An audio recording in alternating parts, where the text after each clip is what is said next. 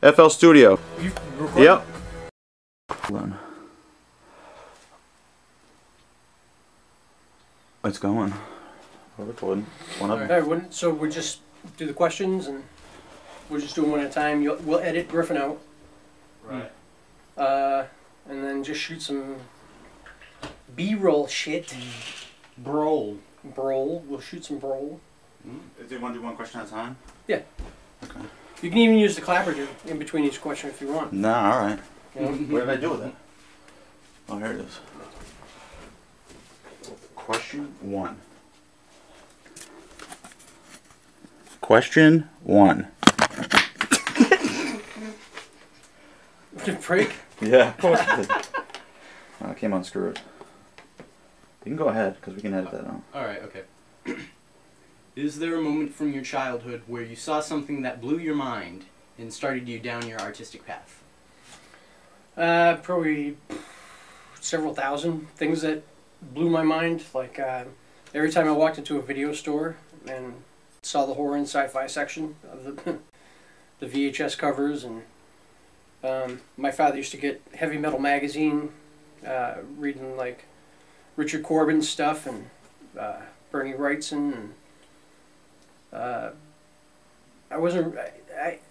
think maybe when I started getting interested in pop art was when I saw Ralph Bakshi's movie American Pop. I liked all that rotoscoping and stuff, and I liked basically all the rotoscoping and things he did. So as I grew older and I stopped hand drawing and got more into other stuff, I incorporated some, nowadays try to incorporate like rotoscoped elements. And so yeah, probably everything I try to do is from the 70s or 80s. Well, the biggest thing that blew my mind was in '86 when I read The Dark Knight Returns. And Balls. Question 2. At what age did you start drawing? 4 or 5 years old, watching TV. My mom's making grilled cheese for lunch, and I mean, I specifically remember, I don't know what day it was, I don't know how old I was, but I specifically remember a day just drawing. And I used to get mad when my mom would say, I'd show her something I drew, and generally be giant robot or monster based, and she'd say it was cute. They used to tick me off. But love you, Mom. But yeah, young. It's always been in my life. It's always been something I've done. And you know, like in school, a kid would be like, "Hey, draw me a He-Man," and I'd get a quarter so I could, you know, get a snack at lunch, you know, from the kid. Or that kind of happened often, you know. So young. Okay. Alright, I'm just going to do this. Question 3. You didn't always make your income as an artist. What made you want to begin an art career? Basically, even when I worked at regular jobs for 19 years of my life, I was always drawing, and like I worked at a car dealership, and it was like a small family, and something would happen in one department, and people would come to me from that department and say, "Hey, this happened. Draw a caricature of it," Or like one time, this real character we worked with tried to rip off the Roach Coach guy and wouldn't pay him, and the Roach Coach guy grabbed him, and a button popped off of his shirt. So of course everybody, "You gotta draw a picture of that." It's always been there, and I just kind of eased into, like 10 years ago, starting to work for newspapers and magazines and stuff like that, writing too at that time, doing movie reviews. I'd bring my kids to the movies and stuff, and I got to see some stuff like Batman Begins in the theater, Revenge of the Sith, and write. It wasn't a major metropolitan. It was a Taunton Gazette. It wasn't a major metropolitan newspaper. I didn't work for gigantic magazines, but provided an income, and I just started to realize that I kind of like the freedom of doing it, kind of being on my own, earning a living that way rather than doing what I was doing before, which I had to do. We all have to work, but it's just after a while my heart wasn't in it, and I just started realizing, and people at the jobs would be like, "Why do you work here? Why aren't you doing this? Why aren't you doing that? And why aren't you drawing? Why aren't you, you know? So maybe that's sunk in too. I don't know. It's one of those hard questions to answer, I guess. Okay. Question 3? Mm-hmm. That was question 3, wasn't it? That was question 4. Oh, no, that was question 3. All right. No, wait. Question 4. Question 4. What inspires and influences you, be it artwork, music, books, etc.? All of them. Everything. Driving down the street inspires me. Even the bad stuff inspires me to not do the bad stuff. The shitty stuff that comes out. Well, a lot of what inspires me for a long time now is going back, and I'm not really a fan of modern comics. I wish I was, and I know I'm in the minority, but I like to go back and read stuff like I have Kirby's run on Black Panther. Like, I go back and I look at those colors and everything. They're eye-popping, ridiculous colors, especially with nowadays printing techniques. And I look at that stuff. I look at a lot of the old, you know, Where Monsters Dwell and things like that, and stuff that's colored with halftones. Nowadays, that's basically what I look for. Any art, pretty much, I appreciate, even if I deem it horrible or something I wouldn't do. But daily, I generally see something where I'm like, whoa, that's an awesome idea, or awesome execution, or, you know, based on ideals that I like to represent in what I do. And I'm every day, even by friends of mine that do art, do music, I'm inspired by them. You know, I grew up with a tight group of friends. We've always done artistic stuff, and they've inspired me. And it's just, inspiration's everywhere. It's I guess I've been on record mode for almost 40 years, but so everything's kind of gotten in there somehow. That I remember the theme, The Facts of Life, is horrible. I never had that brain space back, but yeah, I'm inspired by a lot of things, I guess. Hang on 1 second. Question 5. How does your artwork reflect your personality? How's my artwork reflect my personality? I'm a kind of, I guess, not really a typical human being in most respects. I'm kind of an odd pair. I'm a mental platypus almost, I feel like sometimes. Or so I guess I try to put that across and having contrasting things you wouldn't normally think belong together, or even in like some of the music I've gotten to do, or, you know, done with friends. I always try to push to add the extra little bit that's maybe, you know, that extra oddness that is maybe eye-catching or provokes you to think about something in a way you haven't before. I like to daily try to provoke myself to think differently about life, and I'm pretty hard on myself about that, actually.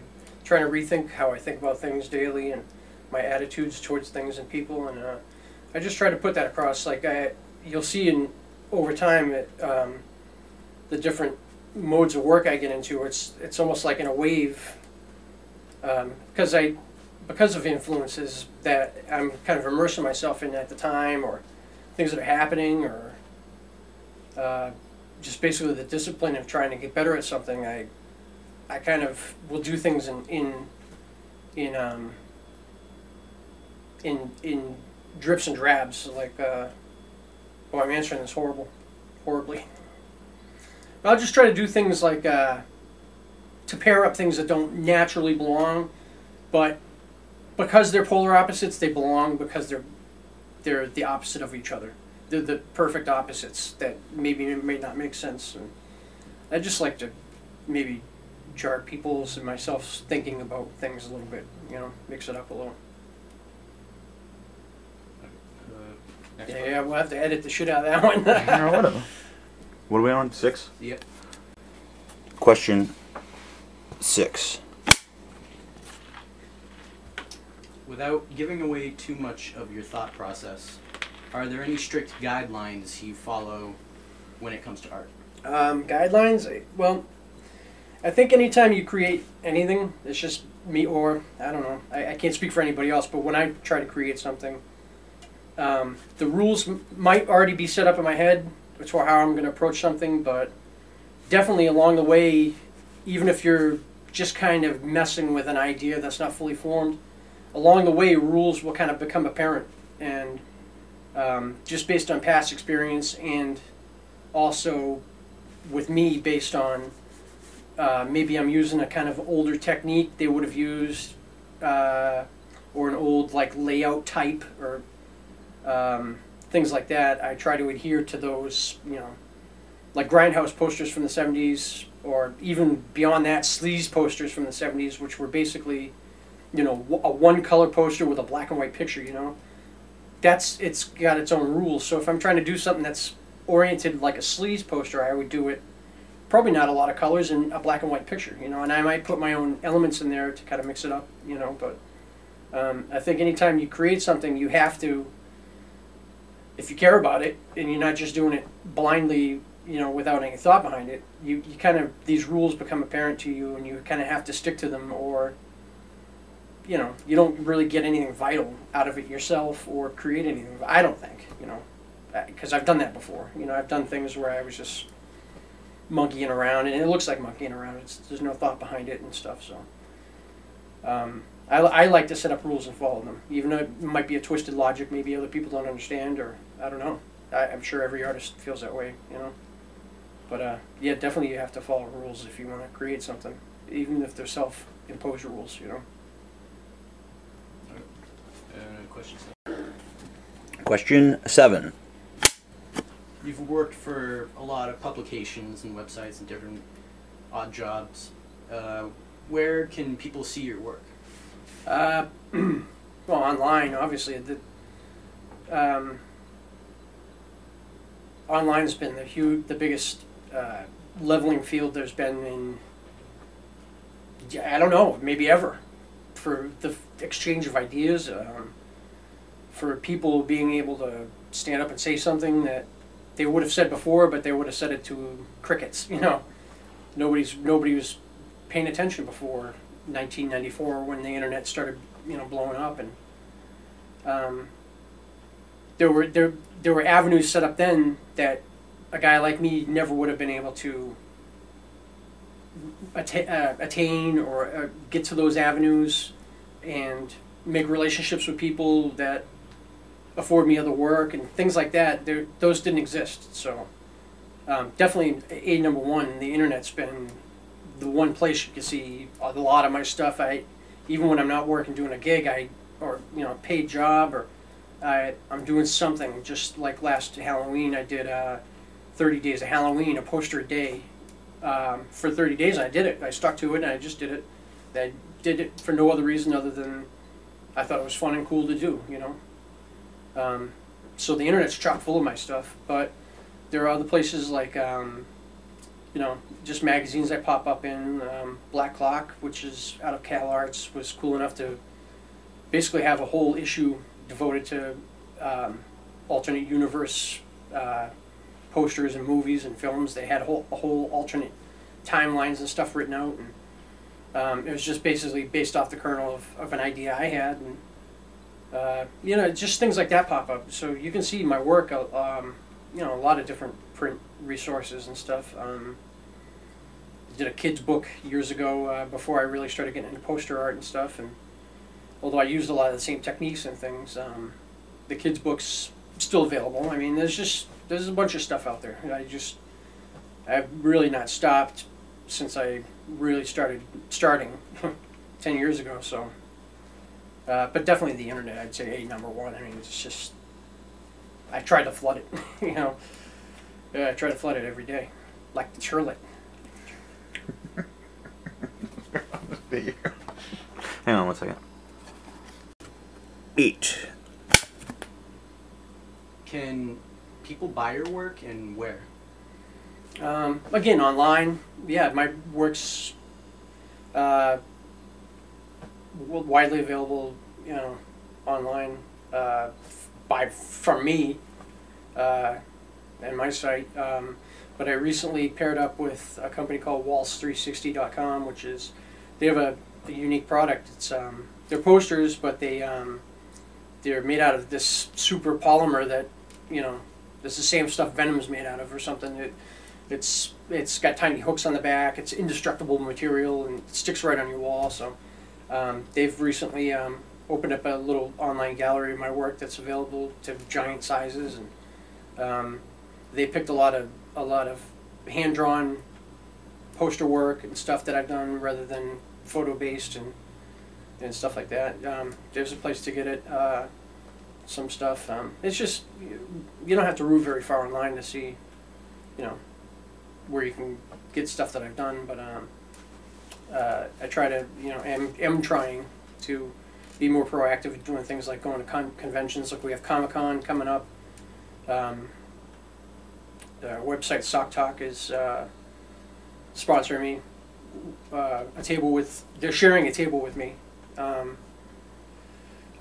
their, you know, they invited me. Then in October I go to Comic-Con New York for cultural compulsive disorder. Is sponsoring me there, and I don't know. Just I made friends, and we all kind of thought, you know, I don't know, why don't we join forces and try to, you know, get my stuff out and help promote them, and I don't know, it's why they're hopefully more available in the future, you know. But I've done some book covers for people and stuff. Those are all available. I don't know. It's just, it's ever changing, man. It could change to, you know, in an hour from now what's available. So, and it often does. I mean, so. On 9. Yep. Question 9. Do you see a day where you'll retire from artwork? No. Why would I would no. I wouldn't care if I was making nothing. The money's not an issue. It's it's, you know, some people wake up, they do the morning crossword. Some people wake up and walk their dog. I personally have cats. I don't have to walk them. I get up in the morning. I just sometime that day I have to create something. I don't know what it is. It's just conditioning over the last, you know, 10 plus years of really trying to discipline myself to become a better artist, just for the sake of being a better artist, just for the sake of, you know, creating things, you know, hopefully when I'm 80 that mean something, you know, even if it's stupid, even if it's a stupid meaning, you know. I feel a compulsion and a drive to just constantly turn over in my mind these little puzzles of, because when you create something, it's not, to me, I mean, sometimes I have a fully formed idea, but more often than not, I have the kernel of an idea, and then you've got to somehow turn that kernel of an idea into, you know, nurture it until it's a full-blown thing, you know, and it's a puzzle. It's a puzzle that's fun to figure out for me, and it consumes hours of my day and of my life, but I don't count any of it that I sit there. Just as I don't count any of the time I spend with my kids, or my wife, or my friends. I don't count that time ever, even if I just am learning how to do something on the computer, or a new technique to do this or that. I just never see it as wasted time. I'm really, it makes me happy. You know, it makes me extremely happy. And notoriety, and, you know, as little notoriety as I have, or anything that comes with being well known for that, or for what you do, or any of that aside, I like getting up in the morning and starting to turn over in my head, what am I going to do today, you know? It might be a busy day, I might not get to it till 2 o'clock in the morning, you know, but chances are something's getting made that day. If I don't have a job, I have my own ideas I like to get across. I like to have daily content on my blog, so I'm ever looking to just kind of beef up my portfolio, you know, whether it's a client, or whether it's just my own satisfaction, or whether I think it's something a friend will think is funny, or whether it's something, you know. What was the question? Yeah. Do you see a day where you'll retire from? No, I'll never retire. No, I'll die when I die. I'll retire. But I could, you know, knock on wood, wherever wood is. I think that's fake wood. But you know, I lose a hand, I'm still gonna, you know, I'll shove a pencil in the nub, you know. I'm not gonna stop. There's just no good reason to stop, especially after all this time. It just not really an upward struggle. It's never been a struggle. I've always, you know, I've kind of caught a couple awesome breaks, you know, and again, it's not because of that. It's not the you know, it's like the old saying. It's not the destination. It's the journey. I enjoy daily. Like people, I sure enjoy working out. Obviously, I don't work out. You know, so it's like maybe that's what they get out of it. Or a long distance runner will feel the endorphins and stuff like that. I guess I don't. You know, I don't sit around all endorphined out when I do artwork, but it definitely enhances my life and colors my life because I almost nowadays just after conditioning myself so long, just to create stuff like. My bed's on fire, you know. I've almost conditioned myself to see the world as just always possible influence for what I could do that day. Or, you know, I go to the store and I hear an old song, and it reminds me of this or that. It's just, I'm thankful for those little tiny instances of inspiration and stuff. And to retire would just to be like, you know, that's like, are you going to retire being, you know, being in love with your wife for me? You know, it's like, no, you know, it's just, it's not going to happen. It's, I don't know, it's just, it enhances my life, I guess. Long story long. All right. Question 10. Question 10. Where do you hope to be, and what do you hope to accomplish, if anywhere or anything? What? Where do you hope to be, and what do you hope to accomplish? I'm kind of accomplishing what I set out to accomplish. I mean, I'm in the middle of it. I hope to be at 80 years old,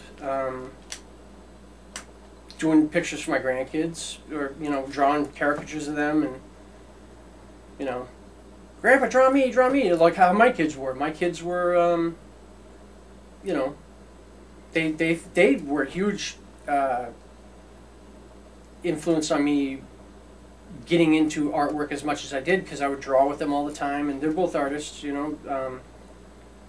I guess well, where I want to be is happy and fulfilled in life, and I feel that way. I feel like I have a purpose in life, you know. I've kind of am becoming what I do, which is what you're supposed to do, you know. I just didn't do it as a dock worker or a guy who does tattoos. I would fuck tattoos up left and right, you know.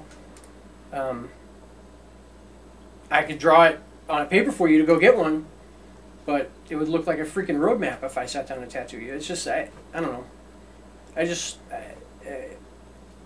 I'd like to obviously be a master artist at some point, you know, of what I do, I guess, or just a master artist in general. I try to do different disciplines and things, hand drawing or, you know, photo manipulation type stuff, and just poster art or layouts of things. You know, I'm generally a one picture, one story guy, and if I can master just that, by the time I'm 90 or 80 or however long we're going to live with the cybernetic stuff they're going to give us, you know, I hope to be where I am now, but just, I guess, more happy, you know, and older and wiser, and but I kind of feel like I'm at where I want to be. It's just, you know, obviously there's things, not everything always lines up, but pretty much I'm pretty happy, you know, and I'm on my way to being where I want to be, I guess. So, I don't know, does that answer your question?